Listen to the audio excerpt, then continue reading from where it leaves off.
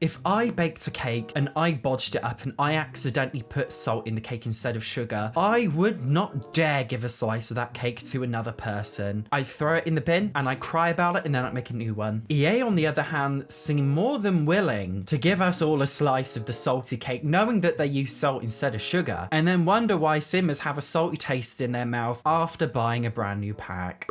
The Sims team have given up. Something that I think most Sims 4 players have either said or thought recently. Something that a lot of Sims YouTubers and other content creators have either said explicitly or said implicitly recently. Something that the Sims team, I feel, have implicitly acknowledged with their silence. Because sometimes silence speaks louder than words, and I think that's something that the Sims community in general have noticed a lot recently. Taking us back to not really that long ago, which was when Werewolves was first released, many members of the Sims team head over to Twitter to chat with the Sims fans about the Werewolves pack and how excited they were for its release, and this continued on for some time even after its release until the announcement of High School Years. Since then, no real enthusiasm from the Sims team about the pack or the game in general has really been there. This is a behavioural pattern that I've noticed a lot with the Sims team and previous packs. From the research I did, the Sims team often respond like this to vanilla packs with the silence. What I mean by vanilla packs is like the family packs, like My Wedding Stories, High School Years. Whereas the more unique and out there packs like Werewolves or Snowy Escape or even the Eco Lifestyle pack, because they're unique, I noticed they did get a significantly more attention. This highlights to me firstly that the Sims team clearly do have biases and moreover selective interests in certain packs, and also shows to me that they are kind of giving up on the game in general. Just like every guy I've matched with on Tinder this month, The Sims 4 lacks emotional availability.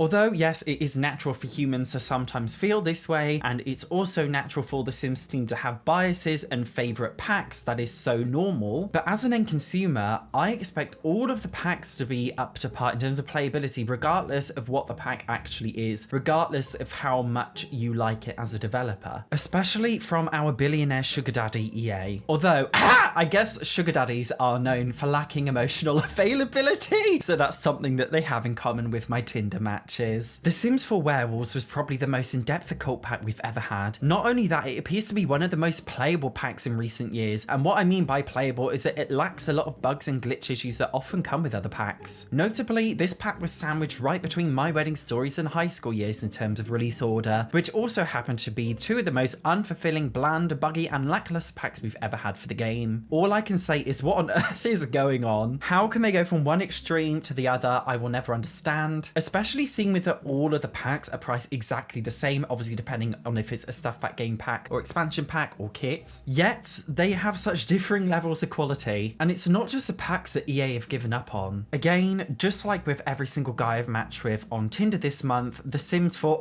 The Sims 4 is full of unfulfilled promises. To name a few examples, bunk beds, something the Sims team promised they would patch in for beds for older packs as well as add to newer packs. Guess what? This didn't happen. And for the latest pack, which contained tons of build buy objects for teen bedrooms, it contained no bunk beds. Townie refreshes, which is something that was applied to the goth household once and something the Sims team said they would apply to other townies, it hasn't happened yet. Story progression, the Sims team said they would expand on the broken story progression update that they released a few months back, but they haven't. Likes and dislikes, something that's only been expanded on for High School Years but not for any other existing pack or the base game since Dream Home Decorator. Wants and fears, a feature they only added to the base game and the new High School Years pack, pretending that all of the other packs don't exist at full price. And then of course we have the pack refreshes, something that was promised to happen to other packs after it happened to Spa Day, but again unfulfilled. Even when the Sims team do give us new things, these days it often seems implemented very poorly and sloppily. The most notable example of this is the new curve walls feature that came out with High School Years but to the base game. I honestly feel shocked that EA released the curve walls in the state that they're in. Like, I really do honestly feel shocked, especially when it first came out. The amount of bugginess and glitchiness I've encountered with this feature is insane. And I know it's not just me. I've seen almost every other Sims content creator either complain about the curve wall feature or bite their tongue and pretend that the problems don't exist. If I baked a cake and I bodged it up and I accidentally put salt in the cake instead of sugar, I would not dare give a slice of that cake to another person. I'd throw it in the bin and I'd cry about it and then I'd make a new one. EA, on the other hand, seem more than willing willing to give us all a slice of the salty cake, knowing that they use salt instead of sugar, and then wonder why Simmers have a salty taste in their mouth after buying a brand new pack. Again, just like with